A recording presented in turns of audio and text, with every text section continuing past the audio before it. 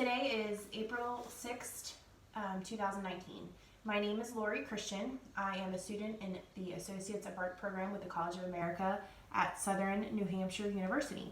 I am conducting this interview as a part of my academic work.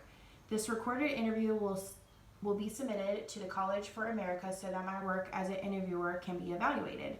This recording will be used solely for this purpose. Do you have any questions? No, Do you give your consent to be interviewed and recorded?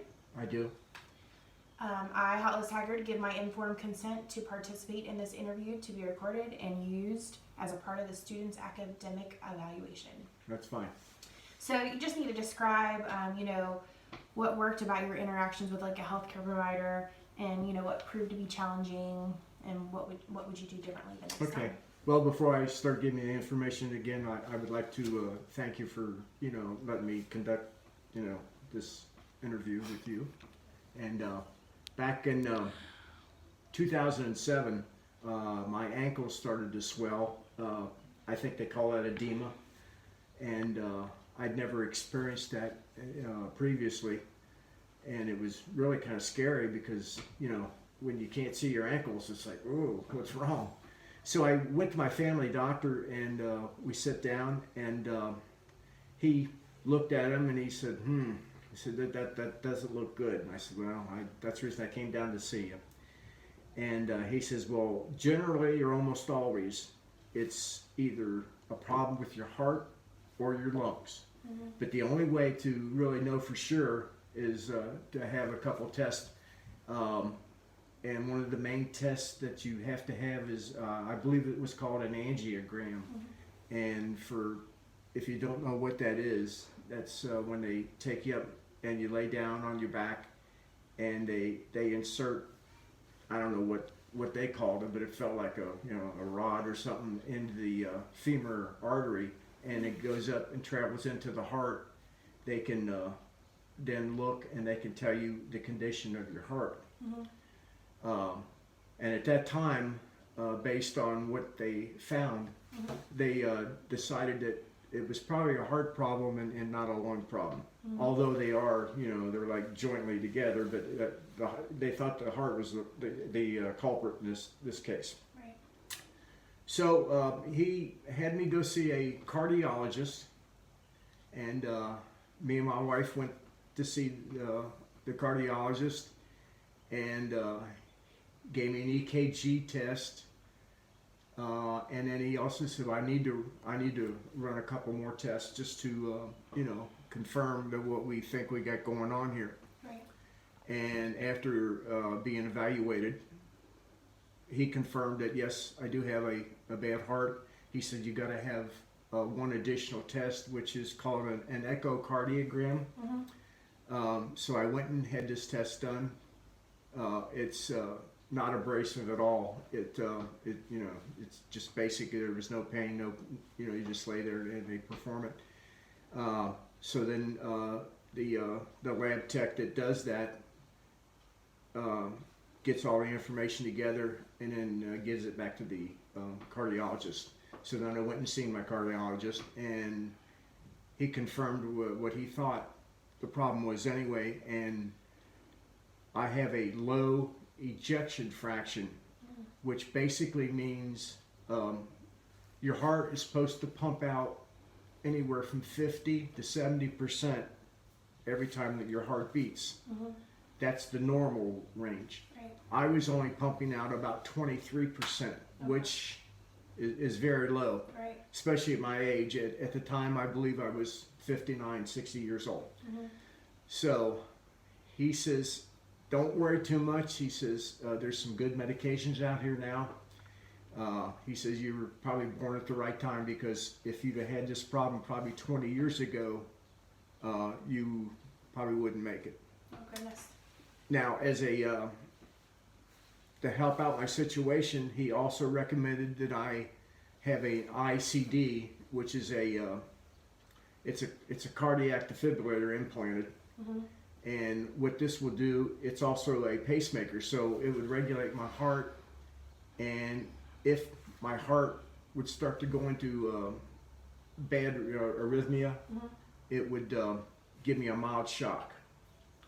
And it's funny, you know, I had this done like in 2008, and I went probably 4 years, and nothing ever happened. You know, it never shocked. You know, and I thought, well, this is pretty good. You know, and I was a few times thought, why would I even have this put in? Mm-hmm. You know, because you know they're very expensive. Right. And but I went along with him, and then in May of 2012, I was doing some community work, and the defibrillator went off, Oh goodness. and that is it happened so fast that you really didn't have time to get scared. Right. But I was walking through the kitchen area, and I started getting real lightheaded, and I said, well, I better sit down. So I went over to sit down, and this defibrillator went off, and I didn't have to worry about sitting down because it knocked me down. Oh goodness. No pain, Mm-hmm. but it was just scary. And probably about a couple weeks after that, I just felt funny. But the doctor said that's normal. He Right. says, and you ought to be thankful that you agreed to have this put in, because they told me my heartbeat was 232 beats per minute, which that's not really a beat. It just goes into like a quivering. Right. It's not actually a heartbeat, and eventually it would just stop. Oh. So actually, this defibrillator saved my life, Right. and I could never been happier that I, agreed to have it put in, and it's been a lifesaver.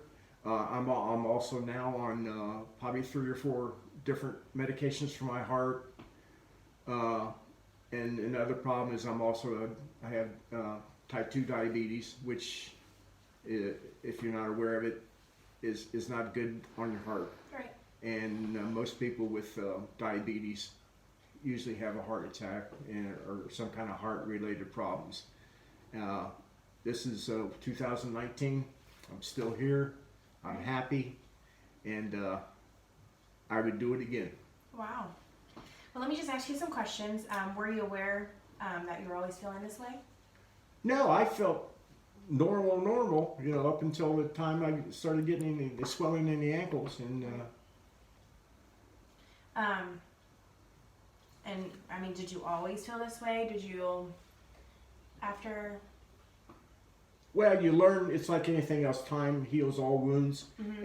and you learn to forget about some of the problems that you have, and that's pretty much what's happened to me. I don't really even think of it anymore. I'm used to it being in there. In the beginning, it was a little, not painful, but it felt like it was always getting in the way, Right. because you could feel it in there. It's probably about the size of a baseball, Mm-hmm. but now I don't even know what's in there. Now with the doctors, did you always have a good experience with them? They never made you feel, bad about your situation. I was Nothing like told that. by my primary physician that my cardiologist is probably one of the best, not only in Cincinnati but in the United States, and he's been nothing but great for me. And yeah, I'm glad I got him. And no, I've never had a problem with any of the staff or the hospital, which is Christ Hospital here in Cincinnati. They're great.